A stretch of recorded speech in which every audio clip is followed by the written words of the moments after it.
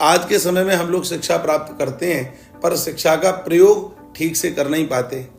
कर भी रहे हैं तो एक निम्न संकीर्ण सोच के साथ, नैरो मेंटलिटी के साथ, कि शिक्षा व्यापक सोच नहीं देती।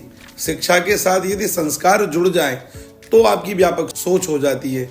आपको बड़ी सोच वाला कैसे बनना है।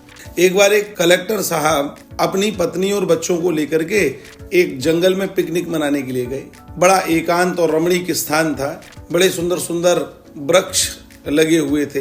एक वृक्ष पर कई सारे बया के घोंसले लटके हुए थे। जो कलेक्टर साहब थे, उनकी पत्नी उनको देख करके आकर्षित हुई और तुरंत कलेक्टर साहब को कहा, ये घोंसले मुझे चाहिए, घर के बाहर मैं इनको टांगूंगी, बड़े अच्छे लगेंगे।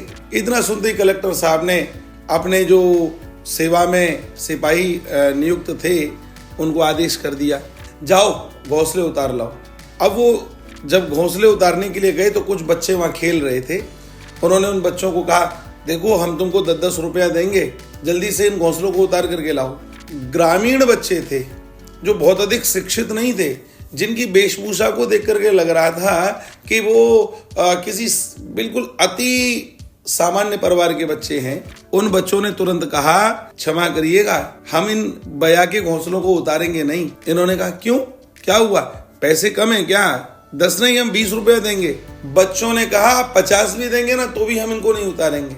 आखिर में क्यों नहीं उतारोगे? बच्चों ने कहा कि कुछ देर बाद बया वापस आ रही होगी, इसमें बया के छोटे छोटे बच्चे हैं और जब वह घोंसलों को नहीं देखेगी, बच्चों को नहीं देखेगी तो रोएगी, परेशान होगी, दुखी होगी, इसलिए हम इसको नहीं उतारेंगे। कलेक्टर साहब भी उस बच्चे की बात को सुन रहे थे।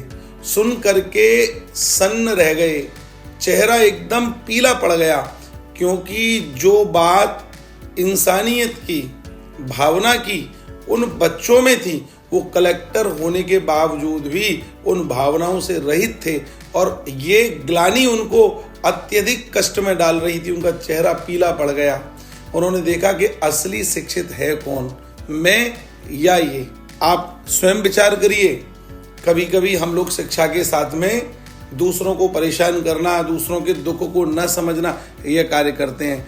लेकिन यदि शिक्षा के साथ संस्कारों का जुड़ना हो जाए तो हम लोग अपनी शिक्षा का सदुपयोग तो कर ही सकते हैं, दूसरे की भावना को समझ सकते हैं, दूसरे के दुख को समझ सकते हैं।